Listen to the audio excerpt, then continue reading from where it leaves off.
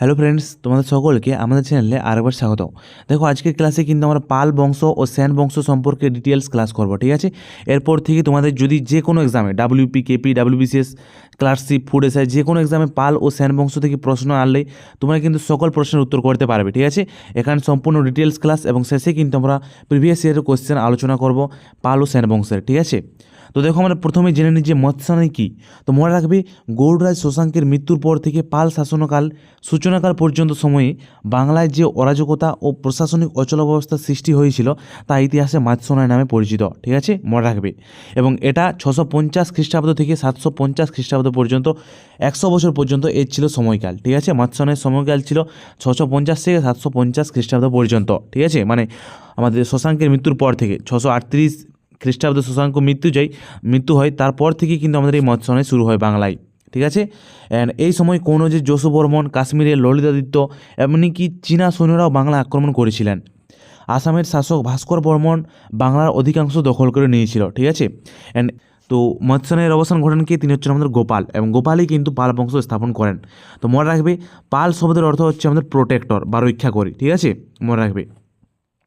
And পাল সাম্রাজ্য কিন্তু আমরা বাংলা ও বিহার এই দুই অঞ্চলে বিস্তৃত ছিল আমাদের এই পাল সাম্রাজ্য, ঠিক আছে। এটা তোমাদের প্রশ্নে পড়ে যে পাল সাম্রাজ্য কোথায় বিস্তৃত ছিল, তো সেটার উত্তর হবে আমাদের বাংলা ও বিহারে, ঠিক আছে। দেখো, এই সময়ে হর্ষবর্ধনের মৃত্যুর পর কনৌজকে কেন্দ্র করে পাল প্রতিহার ও রাষ্ট্রকূট বংশের মধ্যে যে সংগ্রাম শুরু হয়েছিল তাকে বলে ত্রিশক্তি সংগ্রাম, ঠিক আছে। মোস্ট ইম্পর্ট্যান্ট যে ত্রিশক্তি সংগ্রাম কাদের মধ্যে শুরু হয়েছিল, তো এটা পাল প্রতিহার এবং রাষ্ট্রকূট বংশের মধ্যে শুরু হয়েছিল, ঠিক আছে, হর্ষবর্ধনের মৃত্যুর পর, ঠিক আছে। খুব গুরুত্বপূর্ণ, এবং এটা কিন্তু পাল শাসনের সময়কালে কিন্তু এটা হয়েছিল, ঠিক আছে। দেখে নাও, এটা পাল সাম্রাজ্যের কিন্তু সীমানা, ঠিক আছে, যেটা বাংলা বিহার সাধারণত এটা ছড়িয়ে পড়েছিল। দেখে নাও, আমাদের গোপাল, পাল বংশের প্রথম সম্রাট ছিলেন গোপাল। তো গোপাল সম্পর্কে আমরা কিছু জেনে নিই। গোপাল 750 থেকে 770 খ্রিস্টাব্দ পর্যন্ত কিন্তু রাজত্ব করেছিলেন। অ্যান্ড গোপাল বাংলার প্রথম নির্বাচিত রাজা। তিনি 750 খ্রিস্টাব্দে সমকালীন বাংলার প্রকৃত পুঞ্জ বা স্থানীয় দলপতি বা জমিদার এবং কিছু সামন্ত প্রধান কর্তৃক নির্বাচিত হন, ঠিক আছে। তো বাংলার প্রথম নির্বাচিত রাজা হলেন আমাদের এই গোপাল। তিনি পাল বংশ প্রতিষ্ঠাতা করেন। তিনি পাল বংশের প্রতিষ্ঠাতা এবং তার শাসনকালে বাংলার শান্তি স্থাপিত হয়। তিনি অদন্তপুরী মহাবিহার স্থাপন করেন। অদন্তপুরী মহাবিহার কে স্থাপন করেন? তিনি হচ্ছেন আমাদের গোপাল। তার সমসাময়িক ছিলেন বুদ্ধ পণ্ডিত শান্তিরক্ষিত। গোপালের সমসাময়িক ছিলেন কে? তিনি হচ্ছেন শান্তিরক্ষিত। বৌদ্ধ পণ্ডিত শান্তিরক্ষিত ছিলেন আমাদের গোপালের সমসাময়িক, ঠিক আছে, মোস্ট ইম্পর্টেন্ট। দেখো, নেক্সট আমাদের রাজা আসছে ধর্মপাল, যিনি 770 থেকে 810 খ্রিস্টাব্দ পর্যন্ত রাজত্ব করেছিলেন। অ্যান্ড তিনি প্রকৃত প্রতিষ্ঠাতা, ঠিক আছে। তাহলে পাল বংশের প্রকৃত প্রতিষ্ঠাতা হচ্ছে আমাদের ধর্মপাল। তার আমলে বাংলা উত্তর ভারতের শ্রেষ্ঠ শক্তিতে পরিণত হয়েছিল। তার পিতা ছিলেন গোপাল, মনে রাখবে। অ্যান্ড একে পাল বংশের শ্রেষ্ঠ রাজা বলা হয়। পাল বংশের শ্রেষ্ঠ রাজা হচ্ছে আমাদের ধর্মপাল। তিনি পরমেশ্বর পরম ভট্টরক উপাধি গ্রহণ করেন। পরমেশ্বর পরম ভট্টরক উপাধি কে গ্রহণ করেন? তিনি হচ্ছেন আমাদের ধর্মপাল, মনে রাখবে। তার সময় রাজধানী ছিল পাটলিপুত্র, যেটা কিন্তু বর্তমানে পাটনা নামে পরিচিত, মনে রাখবে।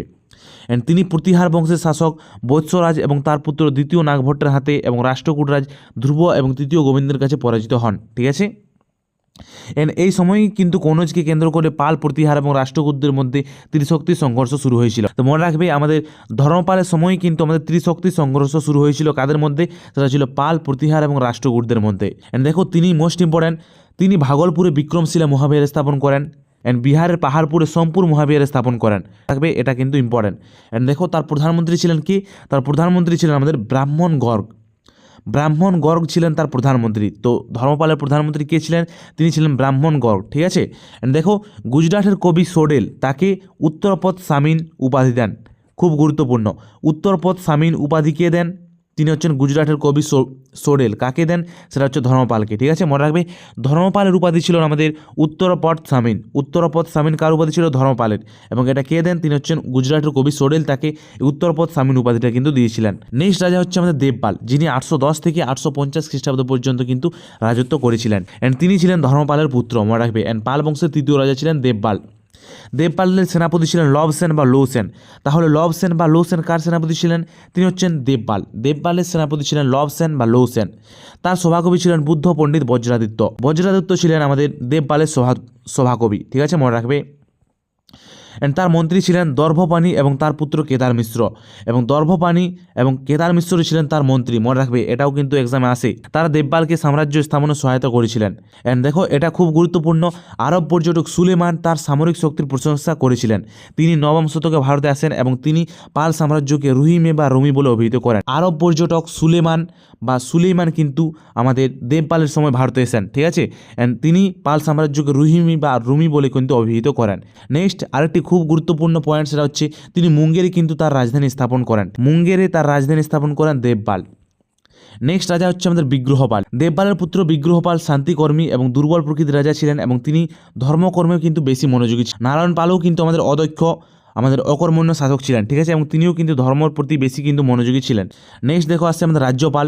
নেক্সট আমাদের রাজা হচ্ছেন দ্বিতীয় গোপাল, নেক্সট দ্বিতীয় বিগ্রহপাল, নেক্সট হচ্ছে আমাদের প্রথম মহিপাল। মনে রাখবে, প্রথম মহিপাল তার সময় একের পর এক বহিঃশত্রুর আক্রমণ ঘটে। অ্যান্ড দ্বিতীয় পাল সাম্রাজ্যের প্রতিষ্ঠাতা নামে পরিচিত আমাদের প্রথম মহিপাল। মনে রাখবে, দ্বিতীয় পাল সাম্রাজ্যের প্রতিষ্ঠাতা কি? তিনি হচ্ছেন আমাদের প্রথম মহিপাল। কারণ কি? কারণ এর আগের রাজাগুলো প্রায়ই অকর্মণ্য এবং অদক্ষ ছিল, তাই তাকে কিন্তু প্রথম মহিপালকে কিন্তু দ্বিতীয় পাল সাম্রাজ্যের প্রতিষ্ঠাতা বলা হয়। কারণ এই সময় কিন্তু পাল সাম্রাজ্যের কিন্তু পাল শক্তির কিন্তু পুনরুজ্জীবন ঘটে, তাই তিনি হচ্ছেন দ্বিতীয় পাল সাম্রাজ্যের প্রতিষ্ঠাতা, প্রথম মহিপাল। এবং তার উপাধি ছিল কি? তার উপাধি ছিল পরমেশ্বর, পরম ভট্টারক ও মহারাজা ধীরাজ। তো এটা কিন্তু আমাদের ধর্মপালের উপাধি ছিল এবং এটা কিন্তু আমাদের প্রথম মহিপালের উপাধি ছিল। বাট তোমাদের যদি অপশানে ধর্মপাল থাকে, সেখানে কিন্তু ধর্মপাল রাইট হবে, ঠিক আছে, মনে রাখবে। এই সময় বাংলা চোর রাজা রাজেন্দ্র চোল বাংলা আক্রমণ করলে প্রথম মহিপাল পালিয়ে যান। তো মনে রাখবে, আমাদের চোল রাজা রাজেন্দ্র চোল কিন্তু প্রথম মহিপালের সময় কিন্তু আমাদের বাংলা আক্রমণ করে। এই সময় ভারতের সুলতান মাহমুদ একাধিকবার ভারত আক্রমণ করেন, যা উত্তর ভারতে পাল সাম্রাজ্যকে দুর্বল করে তোলে। এখানে দেখো আরেকটা গুরুত্বপূর্ণ পয়েন্ট, সেটা হচ্ছে তার নামে মহিপাল গীত রচিত হয়েছে। প্রথম মহিপালের নামানুসারেই কিন্তু মহিপাল গীত রচিত হয়েছিল। নেক্সট রাজা হচ্ছে আমাদের নয়পাল, নেক্সট তৃতীয় বিগ্রহপাল, নেক্সট হচ্ছে আমাদের দ্বিতীয় মহিপাল।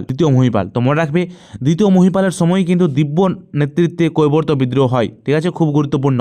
কৈবর্ত বিদ্রোহ হয় আমাদের কৈবর্ত নেতা দিব্যর নেতৃত্বে, যেটা দ্বিতীয় মহিপালের সময় হয়েছিল। তার নেতৃত্বে বরেন্দ্রভূমিতে একটি স্বাধীন রাজ্য কিন্তু প্রতিষ্ঠা হয়। তো দ্বিতীয় মহিপালের নেতৃত্বে কিন্তু বরেন্দ্রভূমিতে একটি স্বাধীন কিন্তু রাজ্য প্রতিষ্ঠিত হয়েছিল। অ্যান্ড কৈবর্ত বিদ্রোহের কথা জানা যায় কোথা থেকে? সেটা হচ্ছে সন্ধ্যাকর নন্দীর রামচরিত থেকে। মনে রাখবে, সন্ধ্যাকর নন্দীর রামচরিত থেকে কিন্তু আমরা কৈবর্ত বিদ্রোহের কথা জানতে পারি, ঠিক আছে। অ্যান্ড সেখানে এই বিদ্রোহকে বলা হয় অনিকম ধর্মবিপ্লব। মনে রাখবে, আমাদের সন্ধ্যাকর নন্দীর রামচরিতে কিন্তু আমাদের এই কৈবর্ত বিদ্রোহকে বলা হয়েছে অনিকম ধর্মবিপ্লব, মোস্ট ইম্পর্ট্যান্ট। নেক্সট রাজা আসছে আমাদের রামপালকে তৃতীয় পাল সাম্রাজ্যের প্রতিষ্ঠাতা বলা হয়। তিনি কৈবর্ত শাসক দিব্যকে পরাজিত করে নিহত করে বরেন্দ্রভূমি পুনরুদ্ধার করে রমাবতীতে তিনি নতুন একটি রাজধানী স্থাপন করেন। মনে রাখবে, রমাবতীতে নতুন রাজধানী স্থাপন করেন কে? তিনি হচ্ছেন আমাদের রামপাল। নেক্সট দেখো, তার সভার, ঠিক আছে, মনে রাখবে, তার সভাকবি ছিলেন কি? তিনি হচ্ছেন রামচরিত এর রচয়িতা সন্ধ্যাকর নন্দীর। তো রামপালেরই কিন্তু সভাকবি ছিলেন সন্ধ্যাকর নন্দী, তার সময় কিন্তু রামচরিত রচিত হয়, মনে রাখবে। দেখো নেক্সট আমাদের পাল বংশের ইম্পর্ট্যান্ট কিছু ফ্যাক্ট। তো তোমরা মনে রাখবে, পাল বংশের ক্ষমতা খর্ব করেছিল সেন বংশ। দ্বাদশ শতকে সেন বংশীয় রাজা বিজয় সেন পাল বংশের ধ্বংস করেন। পাল বংশকে বাংলার ইতিহাসে সুবর্ণযুগ বলা হয়, মোস্ট ইম্পর্ট্যান্ট। তো ভারতের ইতিহাসে সুবর্ণযুগ বলা হয় গুপ্ত যুগকে, অ্যান্ড পাল যুগকে বলা হয় আমাদের বাংলা ইতিহাসে সুবর্ণযুগ। অ্যান্ড পাল যুগে বাংলার সর্বপ্রথম সাহিত্য চর্যাপদ লিপিবদ্ধ হয়। মনে রাখবে, বাংলার সর্বপ্রথম সাহিত্য হচ্ছে চর্যাপদ, যেটা কিন্তু পাল যুগে লিপিবদ্ধ হয়, এবং এটি যারা লিখেছিলেন তাদেরকে বলা হয় মহাসিদ্ধ। মনে রাখবে, খুব গুরুত্বপূর্ণ। অ্যান্ড তারা বাংলা, বিহার, উড়িষ্যা এবং আসামের অন্তর্গত ছিলেন। পাল যুগের এই বাংলায় প্রথম মুসলিমদের আগমন ঘটে, ঠিক আছে। তো মনে রাখবে, পাল যুগেই কিন্তু বাংলায় প্রথম মুসলিমদের আগমন ঘটে এবং এর ফলে বাংলার সাথে মধ্যপ্রাচ্যের ব্যবসা বাণিজ্যের পথ সুদৃঢ় হয়। পাল রাজাদের সেনাবাহিনীর সবচেয়ে গুরুত্বপূর্ণ বিষয় ছিল তাদের হস্তি বাহিনী। অ্যান্ড দায়ভাগ রচনা করেন জিমুদ বাহন। মনে রাখবে, দায়ভাগকে রচনা করেন তিনি হচ্ছেন জিমুদ বাহন। তিনি ছিলেন পাল যুগের একজন সংস্কৃত পণ্ডিত। জিমুদ বাহন ছিলেন পাল যুগের একজন সংস্কৃত পণ্ডিত। দায়ভাগ ছিল স্বাধীন ভারতের পশ্চিমবঙ্গ, আসাম, ত্রিপুরায় প্রচলিত উত্তরাধিকারী বিষয়ক আইনগুলোর মধ্যে প্রধান। তো দায়ভাগ এটা আমাদের পশ্চিমবঙ্গ, আসাম, ত্রিপুরায় প্রচলিত উত্তরাধিকার বিষয়ক আইনগুলোর মধ্যে প্রধান ছিল, যেটা হিন্দু উত্তরাধিকারী আইন 1956 প্রবর্তিত হওয়ার পূর্ব পর্যন্ত কিন্তু আমাদের এটাই হিন্দু উত্তরাধিকারী আইন বিষয়ক আইনগুলোর মধ্যে প্রধান ছিল, ঠিক আছে, মনে রাখবে। অ্যান্ড দেখো ধর্মপাল ও দেবপালের রাজত্বকালের দুজন বিখ্যাত স্থপতি ও চিত্রকর ছিলেন কে? তিনি ছিলেন ধীমান ও বিদপাল, ঠিক আছে, মনে রাখবে। আদি মধ্যযুগে বিশিষ্ট আইনজ্ঞ ছিলেন কে? তিনি ছিলেন বিজ্ঞানেশ্বর, হিমাদ্রি এবং জিমুতবাহন, মনে রাখবে। আদি মধ্যযুগের এরা বিশিষ্ট কয়েকজন মোস্ট ইম্পর্ট্যান্ট আইনজ্ঞ ছিলেন, বিজ্ঞানেশ্বর, হিমাদ্রি, জিমুতবাহন। তো নেক্সট দেখো আমাদের রাজা আসছে, এবং তোমার মনে রাখবে যে আমাদের পাল বংশের, ঠিক আছে, পাল বংশের শেষ রাজা হচ্ছেন আমাদের গোবিন্দ পাল। অ্যান্ড দেখো পাল বংশের তালিকা এখানে আমি দিয়ে দিয়েছি তোমাদেরকে, যে পাল বংশের রাজাগুলোর তালিকা তোমরা এখানে কিন্তু দেখে নিতে পারো, ঠিক। নেক্সট আমাদের হচ্ছে সেন বংশ সম্পর্কে আমরা কিছু গুরুত্বপূর্ণ জিনিস জেনে নিই, তারপরে কিন্তু আমরা প্রিভিয়াস ইয়ারের কোশ্চেন করব। দেখো সেন রাজাদের ক্ষত্রিয় বা ব্রাহ্ম ক্ষত্রিয় বলা হয়, মনে রাখবে সেন রাজাদের বলা হয় ক্ষত্রিয় বা ব্রাহ্ম ক্ষত্রিয়। তারা দক্ষিণাঞ্চল মহীশূর থেকে কিন্তু ভারতে বাংলা এসেছিলেন। সেন বংশের প্রতিষ্ঠাতা ছিলেন সামন্ত সেন। তিনি প্রথমে পাল রাজাদের অধীনস্থ সামন্ত রাজা ছিলেন, বাট সেন বংশের প্রকৃত প্রতিষ্ঠাতা হচ্ছেন আমাদের হেমন্ত সেনের পুত্র বিজয় সেন, মনে রাখবে। অ্যান্ড সেন বংশের রাজধানী ছিল বিক্রমপুর, যেটা বর্তমানে ঢাকা নামে পরিচিত, এবং আরেকটি ছিল বিজাপুর, যেটা বর্তমানে নদিয়ার কাছাকাছি অবস্থিত, ঠিক আছে। দেখো সামন্ত সেন বংশের প্রথম রাজা ছিলেন সামন্ত সেন। নেক্সট আসছে আমাদের হেমন্ত সেন, নেক্সট বিজয় সেন, নেক্সট হচ্ছে বল্লাল সেন, নেক্সট লক্ষণ সেন, এবং তারপরে আসছে আমাদের দ্বিতীয় লক্ষণ সেন। দেখো বিজয় সেন রাজত্ব করেছিলেন আমাদের 1095 থেকে 1158 এডি পর্যন্ত। অ্যান্ড সেনদের প্রকৃত প্রতিষ্ঠাতা ছিলেন আমাদের এই বিজয় সেন, মনে রাখবে। সেনদের প্রকৃত প্রতিষ্ঠাতা হচ্ছেন বিজয় সেন। তার সভাকবি ছিল উমাপতি ধর এবং শ্রীহর্ষ। তো মনে রাখবে উমাপতি ধর এবং শ্রীহর্ষ আমাদের সেনদের সভাকবি ছিলেন, ঠিক আছে, মানে বিজয় সেনের সভাকবি ছিলেন। বিজয় সেনের সভাকবি উমাপতি ধর রচিত দেওপাড়া প্রশস্তি থেকে বিজয় সেনের সম্বন্ধে আমরা জানতে পারি। তো দেওপাড়া প্রশস্তি এটা থেকে কার সম্বন্ধে জানতে পারি? সেটা হচ্ছে বিজয় সেনের সম্পর্কে, এবং এটা লেখেন উমাপতি ধর। এছাড়া শ্রীহর্ষ, যিনি একজন বাংলা সাহিত্যিক ছিলেন, এর রচনা থেকেও আমরা বিজয় সেনের কীর্তি জানতে পারি। তার দুটি রাজধানী ছিল বিজয় সেনের, সেগুলো হচ্ছে বিক্রমপুর এবং আরেকটা হচ্ছে আমাদের বিজয়পুর। দেখো দেওপাড়া লিপি বর্তমানে বাংলাদেশের রাজশাহী জেলা দেওপাড়া অন্তর্গত, ঠিক আছে। এই অঞ্চল থেকে প্রাপ্ত এই প্রস্তর লিপির রচয়িতা উমাপতি ধর। এই লিপিতে বাংলা সেন বংশের প্রতিষ্ঠার কাহিনী, বিজয় সেনের কর্তৃত্ব ও সেন বংশের রাজাদের বংশ তালিকা বর্ণিত রয়েছে। এই লিপিতে সেন বংশকে ব্রাহ্ম ক্ষত্রিয় রূপে বর্ণনা করা হয়। তো ব্রাহ্ম ক্ষত্রিয় রূপে এই লিপিতেই কিন্তু আমাদের সেন বংশকে বর্ণনা করা হয়েছিল। এই গ্রন্থেই কিন্তু বিজয় সেনকে মহান সম্রাট বলে কিন্তু উল্লেখ করেছেন। নেক্সট দেখো আমাদের বল্লাল সেন আসছে রাজা। বল্লাল সেন ইনি গোড়া ব্রাহ্মণ নামেও পরিচিত ছিলেন। তিনি লেখেন দান সাগর ও অদ্ভুত সাগর, মোস্ট ইম্পর্ট্যান্ট। অ্যান্ড বল্লাল সেনের জীবনী বল্লাল চরিত লেখেন কে? তিনি হচ্ছেন আনন্দ ভট্ট। অ্যান্ড তিনি লক্ষণাবতী নগরের প্রতিষ্ঠা করেন, ঠিক আছে। তো লক্ষণাবতী নগরের প্রতিষ্ঠা করেন কি? তিনি হচ্ছেন আমাদের বল্লাল সেন। অ্যান্ড বাংলায় কৌলিন্য প্রথা কে চালু করেন? তিনি হচ্ছেন আমাদের Ballal Sen. Very very important. Next দেখো তার আমলে 3টি রাজধানী ছিল, সেগুলো ছিল বিক্রমপুর, গৌড় এবং স্বর্ণগ্রাম। তিনি শিব ধর্মমতে বিশ্বাস ছিলেন, তবে বৈষ্ণব ধর্মের প্রতিও তার কিন্তু অনুরোধ ছিল, মনে রাখবে। দেখো নেক্সট আমাদের রাজা আসছে লক্ষণ সেন, মনে রাখবে। লক্ষণ সেন কিন্তু সেন বংশের শ্রেষ্ঠ রাজা ছিলেন। তার উপাধি ছিল গৌড়েশ্বর, অবিরাজ মর্দন শঙ্কর, পরম বৈষ্ণব ছিল তার উপাধি। লক্ষণ সেন রাজধানী নদিয়ার নতুন নামকরণ করেন লক্ষণাবতী, ঠিক আছে, মনে রাখবে। অ্যান্ড লক্ষণ সেনের সভাকবি উমাপতি ধরের দেওপাড়া লিপি ও মিনহাজ উজ সিরাজের তোবাকত ই নাসিরি গ্রন্থে কিন্তু লক্ষণ সেনের রাজ্য জয় ও রাজত্বকাল সম্পর্কে গুরুত্বপূর্ণ তথ্যের উল্লেখ পাওয়া যায়। তো মনে রাখবে আমাদের লক্ষণ সেনের সভাকবি উমাপতি ধর, এবং তিনি কিন্তু আমাদের বিজয় সেনের সভাপতিও ছিলেন, ঠিক আছে। তো এই উমাপতি ধর তিনি কিন্তু অনেক সেন বংশের অনেক রাজার কিন্তু সভাকবি ছিলেন। অ্যান্ড বল্লাল সেনের অসমাপ্ত অদ্ভুত সাগর গ্রন্থটি তিনিই সমাপ্ত করেন, ঠিক আছে, মনে রাখবে। বল্লাল সেনের রচিত অদ্ভুত সাগর গ্রন্থটি তিনিই কিন্তু সমাপ্ত করেছিলেন। তার রাজসভায় পঞ্চরত্ন ছিলেন কে? তিনি ছিলেন উমাপতি ধর, ধৈ, জয়দেব, শরণ ও গোবর্ধন। হলাউদ ছিলেন তার প্রধানমন্ত্রী। তিনি লক্ষণ সম্বদ প্রবর্তন করেন। তো লক্ষণ সম্বদ কে প্রবর্তন করেন? তিনি হচ্ছেন হলাউদ ছিলেন তার প্রধানমন্ত্রী, ঠিক আছে। তো লক্ষণ সেনের প্রধানমন্ত্রী ছিলেন হলাউদ। দেখো সেন যুগের সম্পর্কে ইম্পর্টেন্ট কিছু ফ্যাক্ট। সেন যুগকে সংস্কৃত ভাষার স্বর্ণযুগ বলা হয়। সংস্কৃত ভাষার স্বর্ণযুগ বলা হয় আমাদের এই সেন যুগকে, ঠিক আছে। অ্যান্ড সেন সাম্রাজ্যের রাজধানী নবদ্বীপকে বলা হয় বাংলার অক্সফোর্ড বলা হয় নবদ্বীপকে, মনে রাখবে। সেন যুগে রচিত জয়দেবের গীত গোবিন্দ মূলত রাধাকৃষ্ণ প্রেম কাহিনী বিষয়ক রচনা। লেখক ধৈ এর গ্রন্থের নাম হচ্ছে পবনদূত। ধৈ লক্ষণ সেনের কাছে চক্রবর্তী উপাধি কিন্তু লাভ করেছিলেন। হলাউদ কী লেখেন? হলাউদ আমাদের লক্ষণ সেনের প্রধানমন্ত্রী ছিলেন। তিনি লেখেন ব্রাহ্মণ সর্বস্ব, বৈষ্ণব সর্বস্ব, শিব সর্বস্ব, মীমাংসা সর্বস্ব, ঠিক আছে। অ্যান্ড দানসাগর কী? তো দানসাগর হচ্ছে দেখো ভগবানের উদ্দেশ্যে ভক্তের উৎসর্গ করার বিষয় ও অশুভ শক্তি নাশ করে ভগবান জগৎকে রক্ষা করে, এই বিষয়গুলি দানসাগর গ্রন্থের মূল কিন্তু ভাববস্তু ছিল, যেটা রচনা করেন বল্লাল সেন। অ্যান্ড অদ্ভুত সাগরে কী রয়েছে? এই গ্রন্থের মূল বিষয়বস্তু হচ্ছে গণিত ও ফলিত জ্যোতিষ, ঠিক আছে, মনে রাখবে। হ্যালো ফ্রেন্ডস, এবার চলো আমরা কিছু প্রিভিয়াসের প্রশ্ন আলোচনা করি। তো প্রথম প্রশ্নে দেখো আমাদের রয়েছে, নিম্নের কোন সম্রাটের উপাধি ছিল উত্তরাপাট সামিন? উত্তরাপাট সামিন বা উত্তরপদ সামিন কোন শাসকের উপাধি ছিল? সেটা হচ্ছে আমাদের ধর্মপাল। ধর্মপালের উপাধি ছিল উত্তরপদ সামিন বা উত্তরাপাট সামিন। ঠিক আছে। নেক্সট 2 নম্বর প্রশ্ন দেখো, কোন রাজবংশের শাসনকালে নালন্দা ও বিক্রমশিলা বিশ্ববিদ্যালয় প্রতিষ্ঠিত হয়?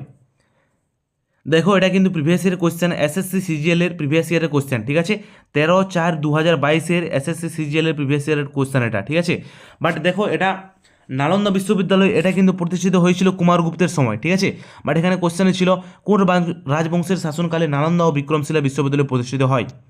তো দেখো এটা সঠিক উত্তর হবে কিন্তু আমাদের পাল বংশের শাসনকালে। ঠিক আছে, নেক্সট দেখো বিক্রমশিলা বিহার কে স্থাপন করেন? মনে রাখবে ধর্মপাল স্থাপন করেন বিক্রমশিলা মহাবিহার। নেক্সট সন্ধ্যাকর নন্দী কোন রাজবংশের সভাকবি ছিলেন? তো সন্ধ্যাকর নন্দী তিনি কিন্তু পাল রাজবংশের সভাকবি ছিলেন। নেক্সট আমাদের প্রশ্ন রয়েছে, নবম শতকে কে বিক্রমশিলা বিশ্ববিদ্যালয় প্রতিষ্ঠা করেন? সেটা হচ্ছে আমাদের ধর্মপাল নবম শতকে বিক্রমশিলা বিশ্ববিদ্যালয় প্রতিষ্ঠা করেন। পাল বংশের প্রতিষ্ঠাতা কি? গোপাল হচ্ছে পাল বংশের প্রতিষ্ঠাতা। ঠিক আছে, এগুলো সমস্তই কিন্তু প্রিভিয়াস ইয়ারের কোশ্চেন। ঠিক আছে, নিম্নের বর্ণিত কোন ব্যক্তি পাল বংশ স্থাপন করেন? সেটা হচ্ছে গোপাল। দেখো একই প্রশ্ন বাট বারবার কিন্তু ঘুরিয়ে দিয়েছে বিভিন্ন এক্সামে। ঠিক আছে, এগুলো ডাব্লিউবিসিএস, সিজিএল, সিএইচএসএল, এমটিএস। ঠিক আছে, এছাড়াও আরআরবি কিন্তু বিভিন্ন এক্সামে আসা কিন্তু প্রশ্ন। দেখো নেক্সট প্রশ্ন হচ্ছে, বিক্রমশিলা মহাবিহার কে প্রতিষ্ঠা করেন? তিনি হচ্ছেন আমাদের ধর্মপাল। পাল বংশের পতনের পর বাংলায় কোন বংশ প্রতিষ্ঠিত হয়? দেখো অপশনে রয়েছে আমাদের সেন বংশ, গৌড় বংশ, ইলিয়াস বংশ না গণেশ বংশ। সঠিক উত্তর হয়ে যাবে এটা আমাদের গণেশ সেন বংশ। ঠিক আছে, দেখো নেক্সট রয়েছে আমাদের, নিচের কোনটি রাজ্য রাজধানী সঠিক নয়? নিচের কোনটি রাজ্য রাজধানী সঠিকভাবে মিলছে না? দেখো প্রতিহার কনৌজ এটা ঠিকই মিলছে, পল্লব কাঞ্চি এটাও ঠিকই মিলছে, বাট তাঞ্জোরের সাথে কিন্তু আমাদের চালুক্য রাজবংশের কোনো কিন্তু রিলেটেড নেই। ঠিক আছে, তো এটাই কিন্তু আমাদের সঠিক উত্তর হবে। ঠিক আছে, নেক্সট দেখো পাল বংশের প্রথম শাসক কে ছিলেন? তিনি ছিলেন আমাদের গোপাল। কোন রাজবংশ নিজেকে ব্রাহ্ম ক্ষত্রিয় হিসেবে ঘোষণা করেন? সেটা হচ্ছে সেন বংশ। কিছুক্ষণ আগে আমরা করলাম যে সেন বংশ তারা নিজেদেরকে ব্রাহ্ম ক্ষত্রিয় হিসেবে ঘোষণা করেন। শিক্ষার বিখ্যাত কেন্দ্র সোমপুরা মহাবিহার কে প্রতিষ্ঠা করেন? সোমপুরা মহাবিহার প্রতিষ্ঠা করেন কে? তিনি হচ্ছেন আমাদের ধর্মপাল। কে কুলীন ব্যবস্থা সম্পর্কে বাংলাকে পরিচিতি ঘটান? সঠিক উত্তর বল্লাল সেন কুলীন ব্যবস্থা সম্পর্কে বাংলাকে কিন্তু পরিচিতি ঘটান। জয়দেবের গীত গোবিন্দ ড্যাশ। তো জয়দেবের গীত গোবিন্দ হচ্ছে তিনি হচ্ছেন কৃষ্ণ। ঠিক আছে, গীত গোবিন্দ কে রচনা করেন? তিনি হচ্ছেন জয়দেব রচনা করেন গীত গোবিন্দ। খ্রিস্টীয় 8ম শতক থেকে 10ম শতকে উত্তর ভারতে যে ত্রিশক্তির প্রতিদ্বন্দ্বিতা ঘটেছিল তাতে অংশগ্রহণকারী শক্তিগুলি কারা ছিল? তো এখনই তোমাদেরকে কিছুক্ষণ আগেই বললাম যে ত্রিশক্তি কারা কারা ছিল। সেটা ছিল আমাদের ত্রিশক্তি প্রতিদ্বন্দ্বিতা হয়েছিল আমাদের পাল, প্রতিহার ও রাষ্ট্রকূট বংশের মধ্যে। ঠিক আছে, নেক্সট দেখো অদন্তপুরী মহাবিহার কে স্থাপন করেন? সেটা হচ্ছে গোপাল অদন্তপুরী মহাবিহার স্থাপন করেন। দেখো নেক্সট, আরব বণিক সুলেইমান নিম্নলিখিত রাজ্যগুলির মধ্যে রুমি হিসেবে পরিচিত ছিলেন। সেটা হচ্ছে আমাদের পাল সাম্রাজ্যের শাসনকে। ঠিক আছে, পাল যুগকে। ঠিক আছে, মনে রাখবে এটা কিন্তু দেখো এটা কিন্তু এমটিএস এর প্রিভিয়াস ইয়ারের কোশ্চেন। ঠিক আছে, এমটিএস এর এবং ডাব্লিউবিসিএস মেন্স 2026-এর। ঠিক আছে, 26 নয় 2016। দেখো নেক্সট, হরিভদ্র বিখ্যাত বৌদ্ধ সাহিত্যিক কোন শাসকের আমলে ছিলেন? তো হরিভদ্র বিখ্যাত বৌদ্ধ সাহিত্যিক কিন্তু ধর্মপালের সমসাময়িক ছিলেন। ঠিক আছে, মনে রাখবে বাংলায় পাল বংশের প্রতিষ্ঠাতা কি? তিনি হচ্ছেন আমাদের গোপাল। ঠিক আছে, দেখো এই কোশ্চেনটি বারবার কিন্তু আমরা পাচ্ছি। দেখো নেক্সট রয়েছে আমাদের, বাংলায় কৌলিন্য প্রথা কে চালু করেন? তিনি হচ্ছেন আমাদের বল্লাল সেন। নেক্সট, বাংলায় পাল বংশীয় রাজা দ্বিতীয় মহিপালের বিরুদ্ধে বিদ্রোহ কৈবর্ত নেতা কে ছিলেন? সেটা হচ্ছে দিব্য ছিলেন কৈবর্ত নেতা। খালিমপুর তাম্রপট পাল বংশীয় কোন রাজার সমরকীর্তি সম্পর্কে অবহিত করে? তো খালিমপুর তাম্রপট থেকে আমরা কোন রাজ্য সম্পর্কে জানতে পারি? মনে রাখবে এটা সঠিক উত্তর হবে আমাদের ধর্মপাল। ঠিক আছে, নেক্সট দেখো গোপাল কোন বংশের প্রতিষ্ঠাতা ছিলেন? গোপাল পাল বংশের প্রতিষ্ঠাতা ছিলেন। লক্ষণ সেনের আমলে কোন মুসলমান আক্রমণকারী বাংলা জয় করেছিলেন? সেটা হচ্ছে বখতিয়ার খলজি। নেক্সট হচ্ছে, কোন মুসলিম আক্রমণকারী নালন্দা বিশ্ববিদ্যালয় ধ্বংস করেছিলেন? সেটা হচ্ছে মোহাম্মদ বিন বখতিয়ার খলজি। বিখ্যাত শিল্পী সুলপানি কোন সময়কালের? সুলপানি কোন সময়কালের? সুলপানি সেন যুগের। রামচরিত এর লেখক কে? রামচরিত লেখক কে? সন্ধ্যাকর নন্দী রচিত রামচরিত। ঠিক আছে, মনে রাখবে। দেখো নেক্সট, গীত গোবিন্দ রচয়িতা জয়দেব। জয়দেব বাংলার কোন রাজার সভাকবি ছিলেন? জয়দেব কোন রাজার সভাকবি ছিলেন? তো মনে রাখবে জয়দেব কিন্তু লক্ষণ সেনের সভাকবি ছিলেন, খুব গুরুত্বপূর্ণ। নেক্সট হচ্ছে, কবি জয়দেব কোন ভাষায় গীত গোবিন্দ রচনা করে? সংস্কৃত ভাষায়, মনে রাখবে। সন্ধ্যাকর নন্দী ছিলেন রামচরিত কাব্যের রচয়িতা। রামচরিতের রচয়িতা কে? সেটা হচ্ছে সন্ধ্যাকর নন্দী। কে কুলীন প্রথার সঙ্গে পরিচিতি ঘটান? কুলীন প্রথার সঙ্গে পরিচিতি ঘটান কে? তিনি হচ্ছেন আমাদের বল্লাল সেন। ঠিক আছে। নেক্সট, দিব্য কাদের নেতৃত্ব দেন? দিব্য মনে রাখবে কৈবর্ত বিদ্রোহের নেতৃত্ব দেন। ধৈ কোন রাজার সভাকবি ছিলেন? মনে রাখবে ধৈ কিন্তু আমাদের লক্ষণ সেনের সভাকবি ছিলেন। ঠিক আছে, খুব গুরুত্বপূর্ণ।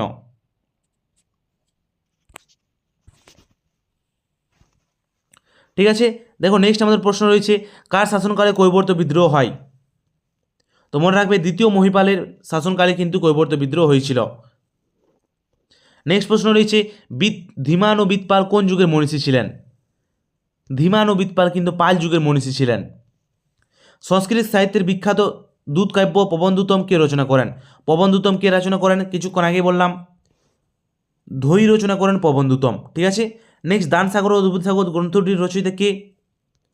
বল্লাল সেন রচনা করেন দানসাগর ও অদ্ভুত সাগর। বাংলা সাহিত্যের আদি গ্রন্থ চর্যাপদ কোন যুগের? মনে রাখবে চর্যাপদ আমাদের এটা কিন্তু পাল যুগে রচিত হয়েছে। দেখো নেক্সট, শিলভদ্র কোন বিশ্ববিদ্যালয়ের অধ্যক্ষ ছিলেন? অধ্যাপক ছিলেন। তো শিলভদ্র তিনি কিন্তু বিক্রমশিলা বিশ্ববিদ্যালয়ের কিন্তু অধ্যাপক ছিলেন, মনে রাখবে। নেক্সট আসছে দেখো আমাদের প্রশ্ন, সোমপুরী ও বিক্রমশিলা মহাবিহারগুলি স্থাপন করেন কে? সোমপুরী ও বিক্রমশিলা মহাবিহার প্রতিষ্ঠা করেন কে? তিনি হচ্ছেন আমাদের ধর্মপাল, মনে রাখবে।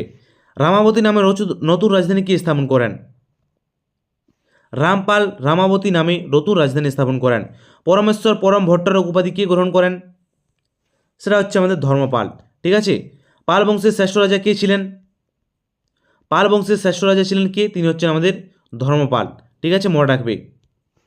নেক্সট, সেন বংশের শ্রেষ্ঠ রাজা কে? সেন বংশের শ্রেষ্ঠ রাজা হচ্ছে আমাদের লক্ষণ সেন। অধিরাজ মণ্ডল সংকট ও গৌড়েশ্বর উপাধি কে ধারণ করেন? তিনি হচ্ছেন লক্ষণ সেন। সেন বংশের প্রথম রাজা কে? বিজয় সেন হচ্ছে সেন বংশের প্রথম রাজা। দেখো আজকে এই প্রশ্নগুলি ছিল, তোমাদের ক্লাসটি কেমন লাগলো নিশ্চয়ই জানাবে। ঠিক আছে, এরকম ক্লাস আরও পেতে চাইলে নিশ্চয়ই কিন্তু আমাদেরকে তোমরা জানাবে। ঠিক আছে, অ্যান্ড পিডিএফটি পেতে চাইলে নিশ্চয়ই কিন্তু আমাদের টেলিগ্রামে কিন্তু যুক্ত হয়ে যাবে। ঠিক আছে, ওকে বাই, সকল ভালো থাকবে। ঠিক আছে, গুড নাইট।